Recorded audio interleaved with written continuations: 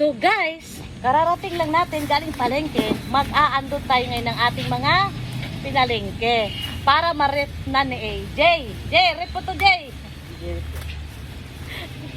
Ayan. Ito guys, good for 1 week na to.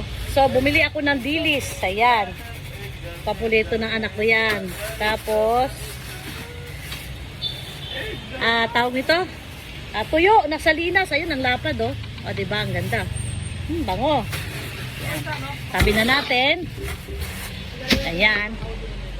Ngayon guys, bumili ako ng mix na gulay para sa aso ko to. Kasi kumakain sila ng gulay. Tapos bumili tayo ng talong. Itong talong 60 ang kilo. Ayan, talong. Itong celery 180 ang kilo. Kumuha lang ako ng konti kasi ang gulay natin ngayon guys ay inisang chop suey, 'di ba? Magpakbet sana ako kaso bangit yung mga merkado ng pakbet. Ayan, may repolyo tayo. Ha? Ito ni ating sayote. Ayan. Carrots, 'di ba? Ayan, kompleto na yan, guys.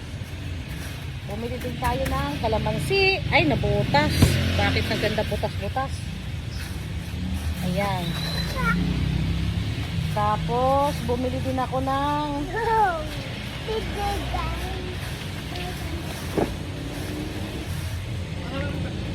tawag ito, patatas. Pag-stack lang na guys, patatas kasi pag sa kapitbahay ang mahal. Ang mahal ng isang peraso. Minsan 12, 15 isang peraso lang yun. Diba? Sibuyas, kamatis, ayan. Bumili tayo guys. So, let's continue the unloading our mga pinamili. Ayan, patatas. Ang patatas guys ngayon, 90 ang kilo. Ayan. Ang silibel, ito silibel. Hindi ko na alam magkano kilong dito. Ayan o. Basta dumampot lang ako. Tapos ito,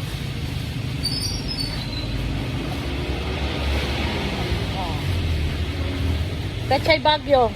Ayan, 60 ang kilo. Ang laki no? Ayan. Kaya ako kumuha ng malaki kasi mura siya. 60 ang kilo. Tapos ito, repolyo uli na buo. 50 ang kilo naman itong repolyo. Ayan. Tapos ito, hindi ko alam magkano kilo itong cucumber kasi kinuha ko lang. Ayan.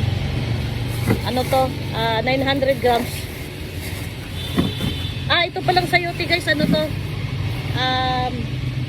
60 ang kilo. Ito, 60 ang kilo sayote. Ayan. Tapos itong puso ng saging, hindi ko alam magkano kilo.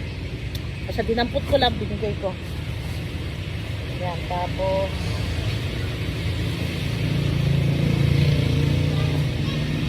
pati bawang, hindi ko rin alam magkano kilo. Basta tinimbang ko lang. Pero nasa parang 120 narinig ko. Kasi ang sibuyas 90 ang kilo. So that's it.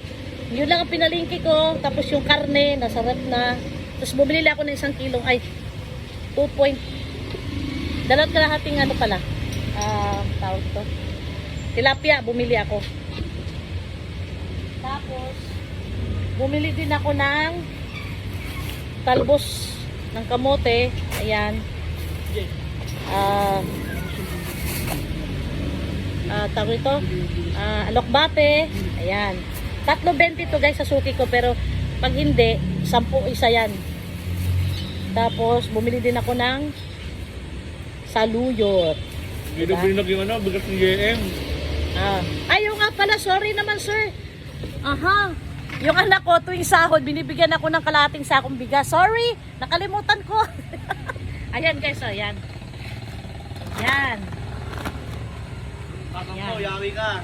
Ano? Dito binag, tatang.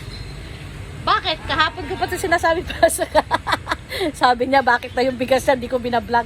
Tuwing sahod yun guys, 15:30, binibigyan ako niyan kalahating sakong bigas. Tapos, meron pang pakash. Minsan, 1,000, 500. Pero pag maliit lang yung sinasahod niya, lalo pag katapusan dahil maraming kaltas, hindi na niya ako binibigyan. Pero so okay lang. Kasi napakalaking bagay naman ng kalahating sakong bigas na binibigay niya. So that's it. Ito yung mga ina-unload kong pinalengke. So see you later sa pag-prepare ko ng aking gulay para sa aming ulam sa tanghalian. Thank you for watching. I hope you enjoy my unloading of my pinalengke. Bye-bye!